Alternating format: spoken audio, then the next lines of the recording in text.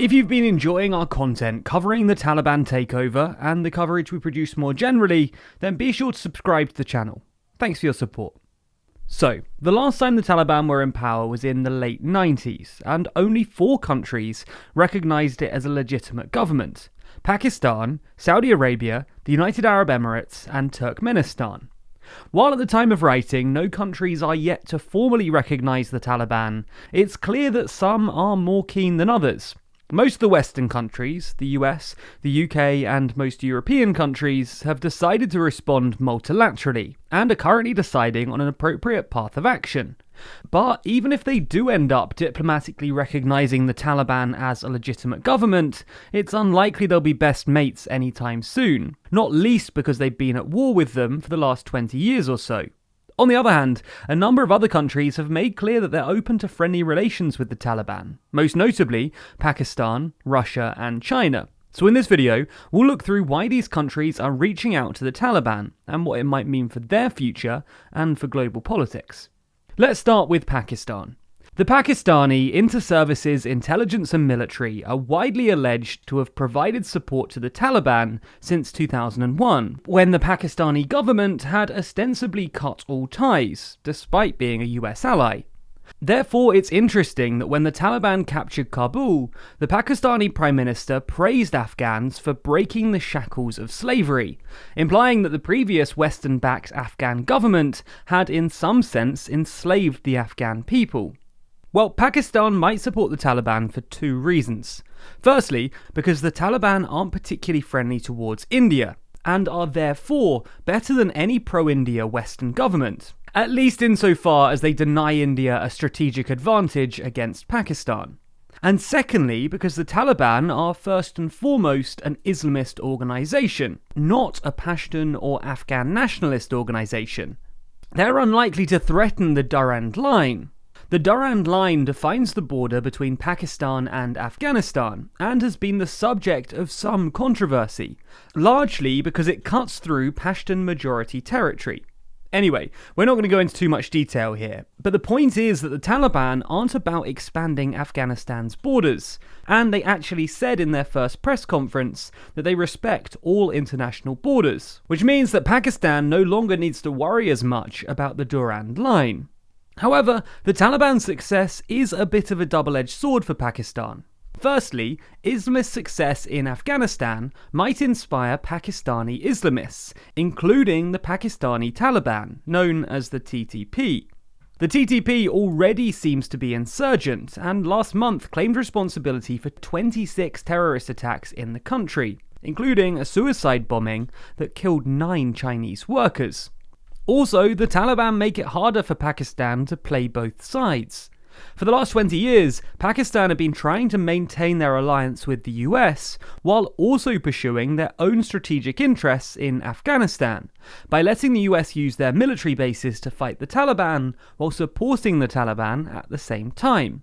The US has let this slide, largely because of concerns that Pakistan would otherwise collapse, providing nuclear weapons to the terrorists, or provoke an escalatory and possibly nuclear war with India. However, now that the Taliban have actually overthrown the Afghan government, Pakistan have become partially responsible for the US's worst foreign policy humiliation in years.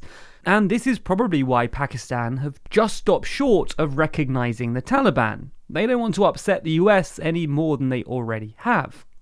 Nonetheless, Pakistan is probably the Taliban's closest ally at the moment, given that they've supported them for the best part of 20 years. The next country on the list is Russia. Originally, Russia joined the West in opposing the Taliban, largely because the Taliban supported Chechen rebels and provided sanctuary for terrorist groups active in Central Asia. As the West withdrew support in the early 2010s, Russia and the Afghan government, then led by Hamid Karzai, became increasingly close. So much so that Afghanistan was one of only a handful of countries to recognise Russia's annexation of Crimea as legitimate. However, Russia hasn't got on as well with Karzai's successor, Ashraf Ghani, who became the president in 2014. In 2015, Russia started sharing intel with the Taliban to help them fight ISIS, and have maintained loose diplomatic relations since. There were even allegations that Russia sold arms to the Taliban, but this was strongly denied by Moscow. Anyway, this was probably partly because Russia realised the Taliban would most likely be part of any future power sharing agreement, so thought it was worth getting on side early. Russia's implicit support for the Taliban obviously annoyed Ghani, and things deteriorated so far, in fact, that Russia hosted Karzai and Taliban representatives to mark 100 years of Afghan-Russian diplomatic relations, without Ghani getting an invite, the actual Afghan president. This, as well as the fact that a collapse of Ghani's government means humiliation for the US, is why Russia have been so relaxed about the Taliban taking power. They've got better diplomatic relations with the Taliban than with Ghani, and this explains Russia's statements in the aftermath of Kabul. Russia's envoy to Afghanistan called Ghani to be tried before the Afghan people, and Russia's ambassador to Afghanistan claimed that Kabul was safer under the Taliban than under Ghani. This doesn't mean that Russia loves the Taliban. They're still designated as a terrorist organization by Russian authorities, and Kabulov has insisted that they would remove them, but only after a UN security resolution. However, they do think that they're better, at least from a Russian perspective, than Ghani. Nonetheless, Russia does have an incentive to build diplomatic relations with the Taliban in order to preserve its security interests, because the Taliban apparently aren't trying to expand their operations outside of Afghanistan, unlike other extremist groups like ISIS. So, this is why Russia have said that they're open to recognizing the Taliban, but it's also worth noting that they've stressed the importance of cooperation with the West. Last but not least, let's discuss China. Although China are yet to formally recognise the Taliban, they've stated that they are ready to develop friendly and cooperative relations with the Taliban, and actually hosted the Taliban for a diplomatic summit back in July. So why are China so happy to hang out with the Taliban? Well, it's partly a function of China's non-interference foreign policy stance. Essentially, China aren't particularly fussed about the well-being of Afghan citizens. They just don't think that it's their business if another country isn't being nice to its citizens. But China also has security and economic reasons to build relations with whoever's ruling Afghanistan.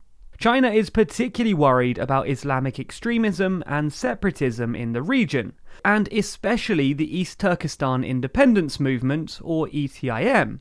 The ETIM are a Uyghur Islamist organisation who want to establish an independent Turkestan in Xinjiang, and the CCP's fear of Turkestani separatism is the main motivation behind the controversial Xinjiang labour camps. And China's foreign minister said as much in July, when he told the Taliban that fighting ETIM was the common responsibility of the international community. China also has a history of using investment to build geopolitical alliances, and we can expect to see a bit more of that here. Most likely, China is offering Afghanistan political legitimacy in the form of diplomatic recognition and investment if the Taliban can guarantee regional stability. And it is also true that Afghanistan presents China with some pretty good economic opportunities. The country is mineral rich and presents the possibility of a transit corridor to the Chinese-built port of Gwadar in Pakistan. Although it might be a little premature to start thinking about big infrastructure projects in a relatively unstable country where half the population live under the poverty line. And partly because of that, it's also true that the Taliban will need money. But the most significant consequence of what happened in Afghanistan is definitely the stress it placed on US-China relations. In the aftermath of Kabul, Chinese state media suggested that Afghanistan was a lesson for Taiwan, that if China invaded, the US would abandon Taiwan, as has happened with Afghanistan. And worryingly, the Global Times have sent out a tweet suggesting that a cross-straits war is now inevitable.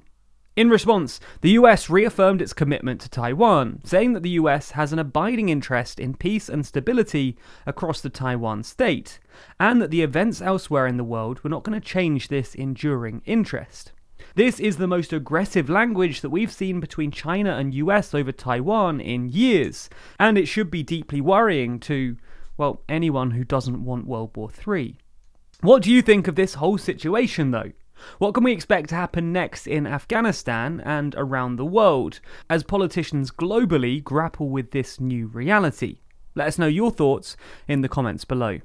Also, as I said at the start, we've made a handful of other videos on this topic, explaining the UK and US reactions over on the TLDR UK and US channels, as well as videos right here, covering how the Taliban takeover happened and the history and ideology of the Taliban. All of those videos are linked down below, and if you want more going forward, be sure to subscribe to all of the TLDR channels. Thanks for your support. A special thanks to our Patreon backers who make videos like this one possible. And if you want to see your name at the end of videos, then you too can back us on Patreon. The link to that is in the description.